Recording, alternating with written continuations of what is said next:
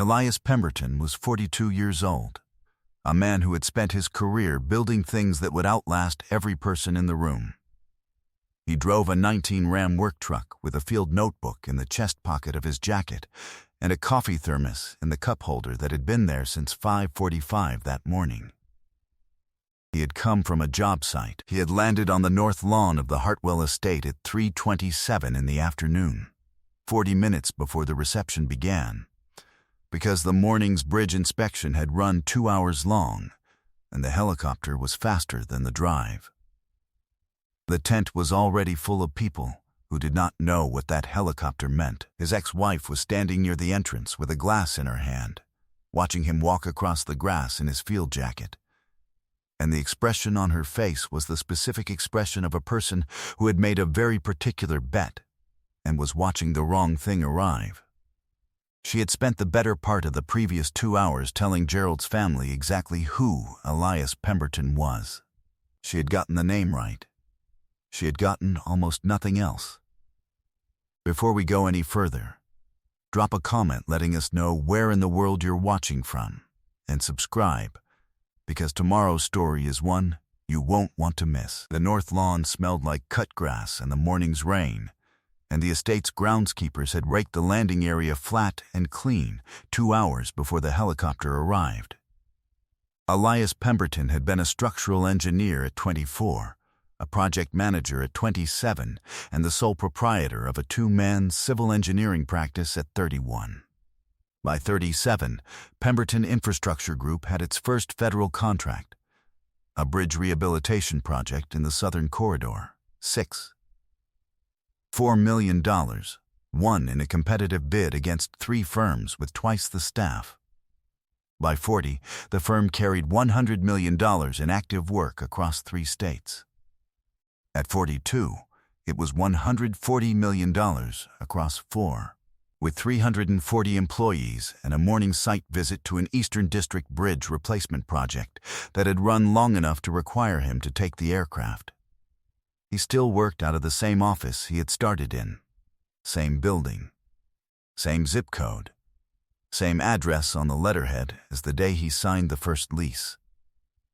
He had upgraded the equipment, the staff, and the project scope several times. The address, 0. He drove Cassandra to school every Tuesday and Thursday for 8 years after the divorce, even the weeks when custody didn't require it. 2 hours round trip. He kept a small cooler in the back with whatever she'd asked for that week, a specific yogurt for a while, then trail mix, then the cashew variety that was harder to find. He never mentioned the cooler. He never expected her to notice it. His daughter was 22 years old today. She was marrying a man who treated her with patience and specificity. Elias had been watching for those 2 qualities in particular, because he understood the cost of their absence. He had watched her all afternoon, from the moment the ceremony ended, with the quiet attention of a man reading a load calculation. Not looking for failure, just measuring what was there. He had no idea what had already been said about him inside the tent. He would find out within the next 14 minutes. The tent smelled like lilies and warm catering and the kind of layered perfume that arrives in quantity to events like this one. Elias found his seat and sat. He was at table 9, away from the head table, separated by 3 rounds of floral arrangements and the full width of the dance floor. He had noted his placement the way he noted logistical information on a site, without editorial, just position. He had no reaction to it. Nadine arrived at his table at 6:15. She moved through the room the way she had always moved through rooms that felt like hers, with the steady confidence of someone who had already arranged the terrain and was simply waiting for everyone else to catch up. She was wearing something ivory and exact. Gerald was 3 conversations behind her, hands in jacket pockets, managing his own orbit. She came to Elias with a woman at her side, someone from Gerald's professional circle, he gathered, by the way Nadine had been preparing the introduction on the approach. "This is Cassandra's father," she said it warmly. in the tone of warmth that has been assembled in advance. Elias. He's in construction, small-scale projects, mostly a brief pause, the kind that performs casual. He's been running a little firm out of the same office since he started. 14 years, same zip code. The small smile that followed. Loyal to a fault. The woman offered a polite acknowledgement and moved on. Nadine held Elias's eye for a moment. "You look well," she said. "Cassandra looks happy," he said. Nadine paused at that. Something moved through her expression, briefly, then gone. She crossed back to Gerald. Elias watched her go. He picked up his water glass. He set it down. He didn't follow her. He didn't reach for his phone to pull up a figure or a contract or a company profile. He noted the phrase, small-scale projects. Mostly, 14 years, same zip code. With the attention he brought to anything that didn't quite align with what he knew to be true. Quietly, without announcing the observation, he noted something else. The phrase had not surprised her. It had arrived with the ease of something she had already said several times that afternoon, in this tent, to other people at other tables. He picked up his fork. He ate his dinner. Gerald's toast came 20 minutes later. He spoke well, a polished man who understood rooms, who knew the specific difference between saying something and performing something well enough that the audience heard the first. He thanked both families. He praised Nadine at length, her constancy, her investment, the way she had been the anchor in Cassandra's life through everything. He mentioned Cassandra's father in the third paragraph, in 2 sentences, as a man who had been present in his own way. Elias heard the phrase. He set his fork down with care.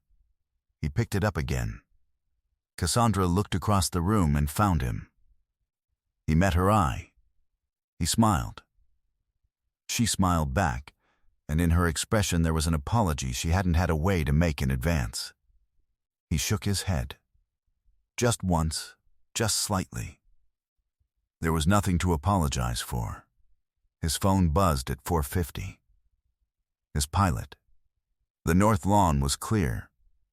Ready when he was. He replied, "About 90 minutes. Hold there." He ordered another coffee. He watched his daughter dance with her husband. He thought about the eastern abutment on the bridge project, the 3 additional anchor bolts his lead engineer had flagged that morning, the compaction report he still needed to review. He thought about the grade check he'd done on the south approach before the helicopter lifted. He finished the coffee. He thought about nothing dramatic. He was in no particular hurry. 14 years before any of this, Nadine had packed 2 bags on a Saturday morning and set them by the front door with the deliberate care of someone whose decision had been made long before that particular morning. The morning was simply when she had chosen to let him know. She had said, "You are exactly who you will always be. I need to be around people who are going somewhere." He hadn't argued. He had no speech ready. He hadn't known that Saturday was going to be that Saturday. He had stood in the kitchen with his coffee and listened to her finish, and understood that the marriage had closed sometime before that sentence, and was simply now being recorded as closed. She had not said it with cruelty. She had said it with the finality of someone completing a calculation, someone who had weighed what she believed she was looking at, decided it was insufficient, and was moving toward the thing she had already decided was better. She had gotten the most important element of the calculation wrong. She had mistaken the man for the moment. She had looked at a 31-year-old engineer with a 2-man practice and a lease on a modest office, and had made a determination about the ceiling without any curiosity about the foundation. He drove to his job site the following Monday at 5:45. He was the first one there. He walked the perimeter for an hour before his crew arrived, checking the same things in the same order. because the work required precision, and precision required him to be present and functional, and he was. He did not allow himself a different morning than usual. Pemberton Infrastructure Group opened 6 months later in a first-floor office at $680 a month, in the same zip code where he had lived for 11 years. He put a sign on the door. He made a list of every project he intended to bid. He started on the first one. His foreman from the previous job, a man named Carter, who had worked beside him for 4 years and read a grade line as naturally as reading a clock, came to him in month 3. He stood in the doorway of the new office and said, "You should know that you're the best engineer I've ever worked for, whatever you're building here." He had returned to his truck without adding anything to it. Elias had filed it away. It had stayed filed. That was the thing Nadine had never found it worth understanding, what a man who built structures for a living could do when he had nothing else to build with but time and the habit of showing up. Her name was Carol Reeves. She was 58 years old, the mother of the groom, and a principal in a regional commercial development firm that had operated in the same market as Pemberton Infrastructure Group for the better part of a decade. She had been warm to Elias at the rehearsal dinner the previous evening, a specific, professional warmth, the kind that comes from someone who knows how to meet people without needing to assess them first. He had liked her. He had not anticipated what she came to say. She arrived on the north lawn 3 minutes after the helicopter touched down, before Elias had crossed half the distance to the tent. She was looking at the aircraft. She was looking at the Pemberton Group livery on the tail section, blue and gold, the same colors on every piece of fleet equipment. "That's your aircraft," she said. "I had a morning site visit," he said. "Easier than the drive." She looked at the helicopter for a moment, then at him. "I didn't realize." "Cassandra doesn't lead with it," he said. "Neither do I. A beat." Carol looked toward the tent, where several guests had come to the open side to look at the aircraft on the lawn. "Your ex-wife spent the afternoon telling my husband's business partners that you ran a one-man shop out of the same office you started in." He said nothing. "She told them you were loyal to a fault." Carol's voice was level. The way she said it, it wasn't a compliment. He looked at the tent. His daughter was visible through the opening, still on the dance floor. "There's more," Carol said. She let a moment pass before continuing. "Gerald has been trying to schedule a meeting with Pemberton Group for 18 months. His assistant submitted 4 separate inquiries to your scheduling office. 4 times. He couldn't get past the front desk." She said this without dramatization, the same way she would report a materials discrepancy. "He has been telling his development partners that he has a strategic relationship with your firm, that a formal partnership is in progress." Elias looked at her directly. "There is no partnership," he said. "No, I know that now." She paused. "The project he's been positioning himself for, the North Corridor public-private development. $38 million. He's been telling people for 6 months that he's the lead private partner." He said nothing. "You signed a letter of intent with Mercer Development this morning," Carol said. "My firm watches the public filings. It came through at 9:14. Mercer as the private developer, Pemberton as the infrastructure lead." She held his eye. Gerald never made it to the table. He had signed the letter of intent at 7:51 on a folding table at the job site before the helicopter lifted. The Eastern District work was still running when he signed it. He had signed it with the same pen he used for site notes. Elias said nothing for a moment. He looked across the lawn.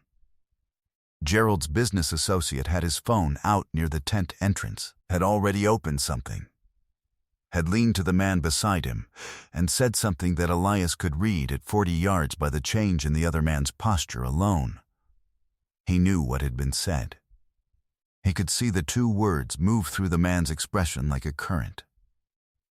Pemberton Group. "I'm sorry," Carol said quietly, "for what she said in there. She told them what she decided 14 years ago," he said. "She believed it. That's not the same as cruelty." Carol looked at him. "It's also not the same as accuracy." He picked up his field jacket from where he'd folded it over his arm. He buttoned one button. He walked toward the tent. He didn't move toward Gerald. He had not moved toward things immediately in 14 years. It was the quality Nadine had described as his limitation, the thing she had read as a man without velocity. It was also the quality that had turned a $680 a month office lease into a $140 million infrastructure operation, and he had long since stopped needing anyone to understand the distinction. He went to the bar. He ordered water. He stood where he could see the dance floor and his daughter. Gerald came to him. He arrived with the precise bearing of a man managing a significant amount of recalibration beneath a surface, still working to hold its shape. He extended his hand.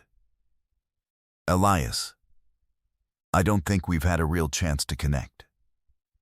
Elias shook it. "No, I've been looking forward to it. There's an opportunity I've been hoping to discuss with your team. A development project that I think has real potential for both. I know about it," Elias said. Gerald's hand had come back to his side. His expression stayed cooperative by effort. "The North Corridor project. There's a private public structure there that I think..." Gerald, Elias, looked at him. "Enjoy my daughter's wedding."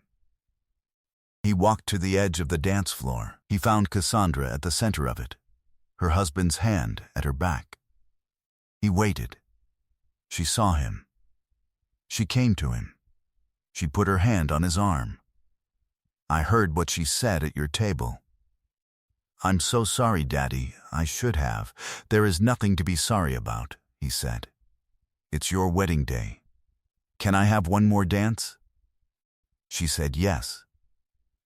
He led her out. They danced to something slow that he didn't know the name of. He didn't need to know the name. His toast came at 7:15. He had written 4 sentences in his notebook that morning, at the job site, while the inspection crew set up. He stood, he read them, and he sat down. He said he had spent 22 years learning what it meant to be Cassandra's father. He said the most important structure he had ever built was not a structure. He said he was grateful, specifically and without condition, for the man standing beside her. He raised his glass. He sat down. Cassandra was crying. So was Carol Reeves across the room. Gerald was looking at his drink. Gerald came again at 8:30, not to Elias this time, but to Carol, his voice carrying enough that Elias heard it from 6 feet away. He was asking Carol whether she knew the Pemberton Group's organizational structure well, whether she'd ever had direct dealings, whether there was a contact she could introduce. Carol looked at him for a moment. "Gerald," she said, "I think tonight is probably not the night for that conversation." She turned back to the woman she'd been speaking with. Gerald stood for a moment, recalibrating, and moved toward the bar. Elias found Nadine near the exit at 8:45. She had her coat on. Gerald was behind her, working his phone. She stopped when she saw Elias. She arranged something in her expression, not an apology, but the particular acknowledgement of someone who has understood that a situation has developed in a way she did not fully anticipate. A small, careful concession. "I hope you're not going to make this into something," she said. He looked at her. He buttoned his jacket, one button, the way he did at the end of a site walkthrough. "You told your friends I never went anywhere," he said. "Same zip code, 14 years. He let it rest for a moment. I didn't go anywhere. I built something there. He found Cassandra one more time. He held her. He told her he loved her. He left. He did not look back. It didn't unravel in a single week. It unraveled the way structures fail when the foundation hasn't been inspected, quietly first, then in sequence. Gerald's North Corridor positioning became public record when the Mercer letter of intent was filed. His 6 months of representing himself as a lead partner in a Pemberton Group development collapsed almost immediately, not through any action Elias took, but through the arithmetic of what was documented and what was not. 3 of Gerald's investors asked, within 10 days of the filing, for a clarification of his relationship with the firm.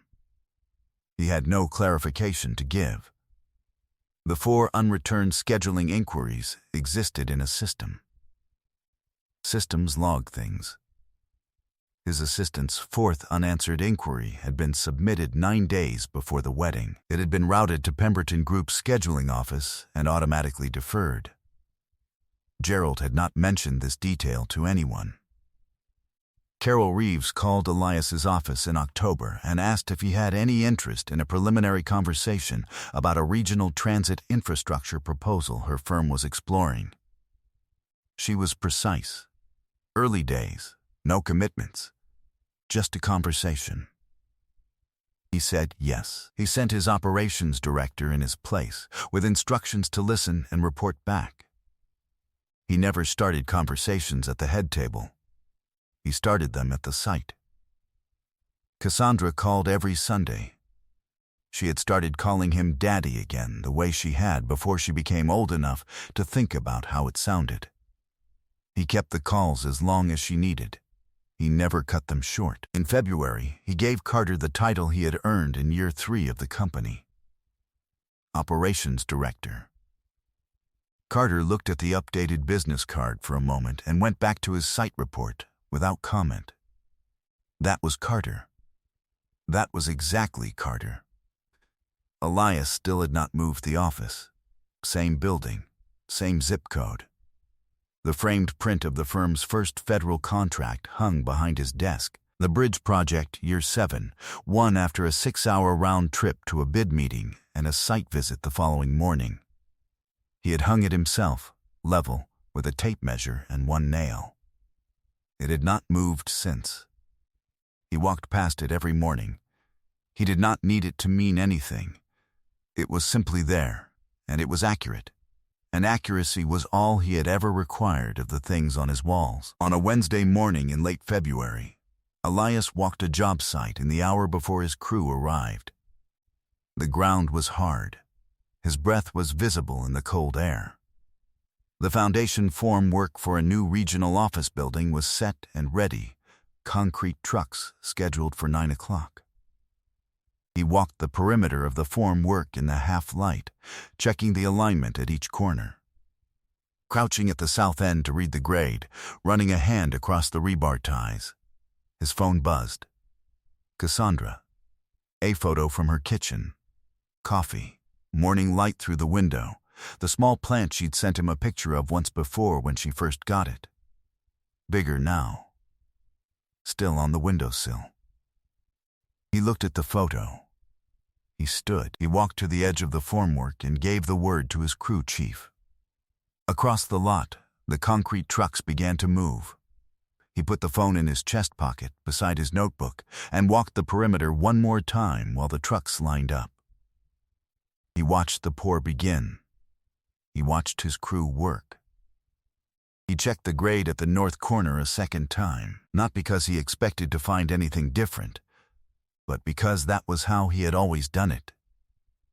You checked twice. You poured concrete once. The foundation held. I hope you enjoyed that one. Be sure to like the video and subscribe so you don't miss the next story. I've got 2 more picked out that I think you'll really enjoy.